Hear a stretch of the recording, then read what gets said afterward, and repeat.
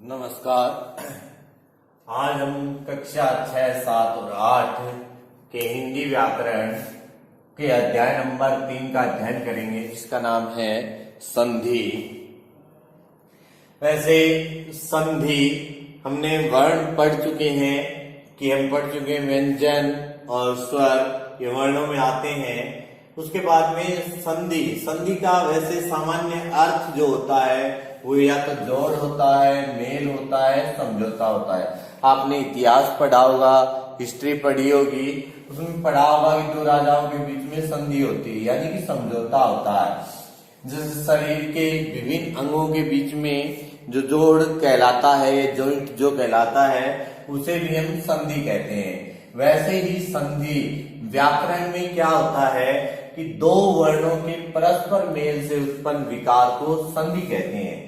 हमें एक बात का यहाँ विशेष ध्यान रखना है कि संधि में केवल दो वर्णों का परस्पर मेल होता है, न कि शब्दों का।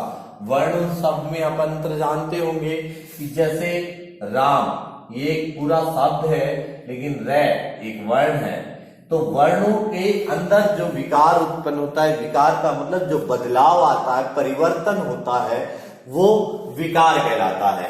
जैसे हिमालय, हिम में मैं में आ मिलाएंगे, ए और आ मिलकर के आ की मात्रा बना देते हैं तो हिमालय बन जाता है, जो हम आगे पढ़ेंगे। अब संधि के साथ दूसरी जरूरी चीज है जिसका नाम है संधि विच्छेद। संधि युक्त शब्दों को अलग करने की विधि को संधि विच्छेद कहते हैं। समझने के अर्थ से कि जब हम संधि को जोड़ते हैं, जैसे हिम प्लस आल्य हमने लिखा और हमने हिमालय बनाया, तो इसका मतलब हमने यहाँ पर क्या की, संधि। लेकिन जब हम इसका बिल्कुल विपरीत कर देंगे कि हमें हिमालय दिया गया हो और उसको तोड़ करके लिखना है, तो हिम प्लस आल्य हम ऐसा लिखेंगे, ये हमारा कहलाएगा संधि विच्छेद। अब संधि के भेद, संधि के 3 भेद माने जाते हैं: स्वर संधि, व्यंजन संधि और विसर्ग संधि।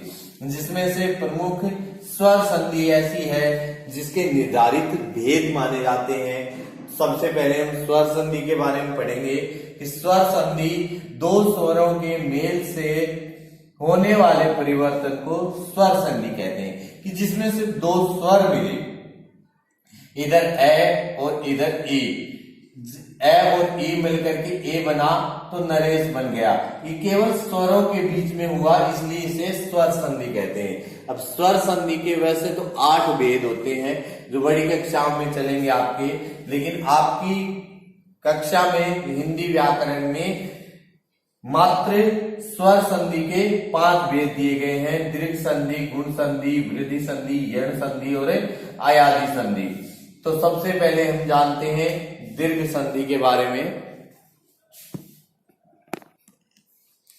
दीर्घ संधि है, दीर्घ संधि की वैसे परिभाषा है कि जब ह्रस्व या दीर्घ स्वर जो होते हैं, जैसे हमने ह्रस्व स्वर में पढ़ा था ए, ई, उ और री, और उनका ही दीर्घ होता है। ए का आ, ई का ई, उ का उ और री का कोई दीर्घ हिंदी भाषा में प्रयोग नहीं होता, संस्कृत में होता है।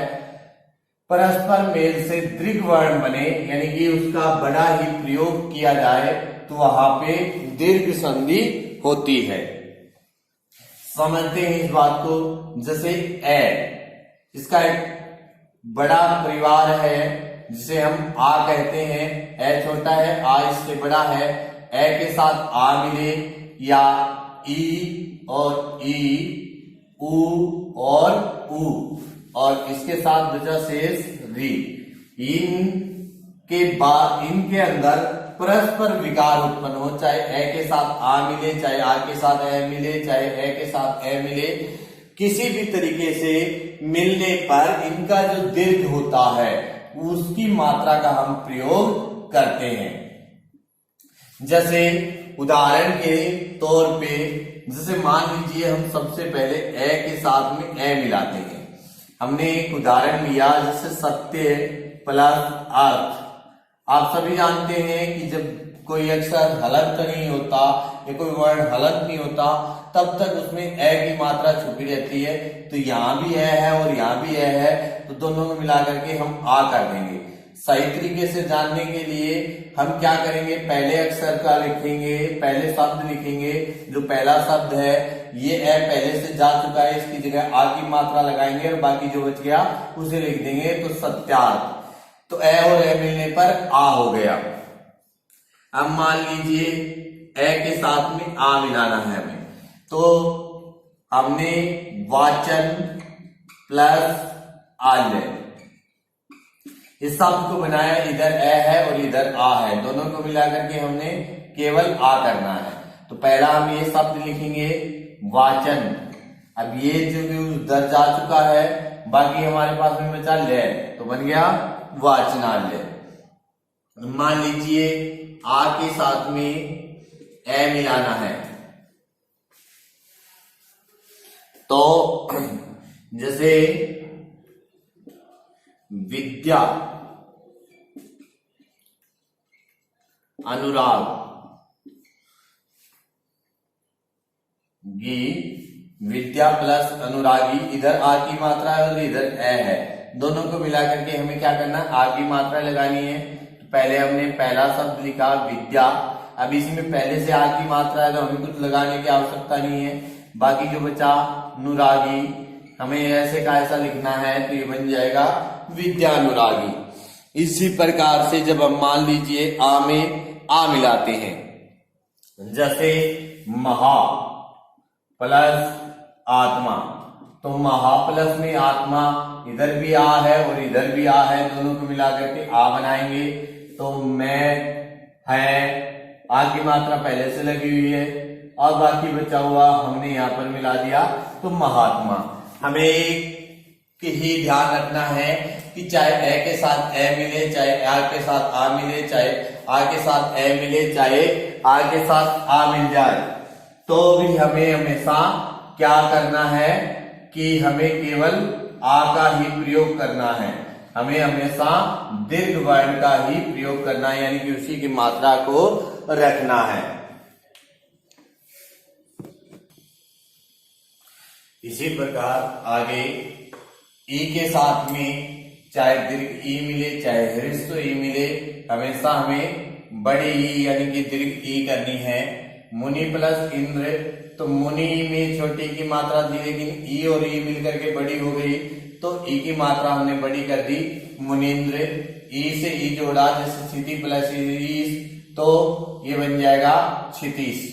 अब है ई प्लस ई, नारी प्लस में इच्छा, नारीच्छा, ई प्लस में ई, तो गौरी प्लस में ईश, गौरीश। अब भी आपको ये विशेष ध्यान रखना है कि हमेशा हमें क्या किसकी मात्रा लगानी है, दीर्घ ई की यानी कि बड़ी ई की। ऐसे ही सु प्लस में उक्ति, सुक्ति, सुक्ति में बड़े ऊ की मात्रा आएगी। ऊ प्लस में ऊ, तो सिंधु प्लस में उर्मी। अब यहाँ पे छोटे ऊ की मात्रा दे रखी है, लेकिन जब संधि होगी तो क्या हो जाएगी, दीर्घ ऊ की मात्रा हो जाएगी, तो बन जाएगा सिंदूरमी। ऊ प्लस में ऊ, वधु प्लस में उत्सव, तो वधुत्सव, या पहले से दीर्घ ऊ की मात्रा है तो इसलिए इसे दीर्घ ऊ की नहीं ले लेंगे। ऊ प्लस में ऊ यानी कि भू प्लस में ऊर्जा, तो भूर्जा। अब री है, री का हिंदी में दीर्घ री का प्रयोग नहीं होता, दीर्घ री की मात्रा ऐसे बनती है लेकिन इसका प्रयोग हिंदी में नहीं होता, इसलिए री के साथ री जब बनता है तो उसमें कोई परिवर्तन नहीं होता, सिर्फ इधर वाला री हम हटा देते हैं। तो मातृ प्लस में ऋण, तो इसको जोड़ेंगे तो बन जाएगा मातृ। अब आपको ये कुछ अभ्यास के लिए ये इधर दिए गए हैं, आप इनका वीडियो को रोक करके अभ्यास कर सकते हो। भाव प्लस में अनुसार, धर्म प्लस में आत्मा, रेखा प्लस में अंकित, रवि प्लस में इंद्र, गौरी प्लस में ईश, वधु प्लस में उर्मी, भू प्लस में उत्सर्ग, गुरु प्लस में उपदेश, विद्या प्लस में आल्य, सती प्लस में इच्छा।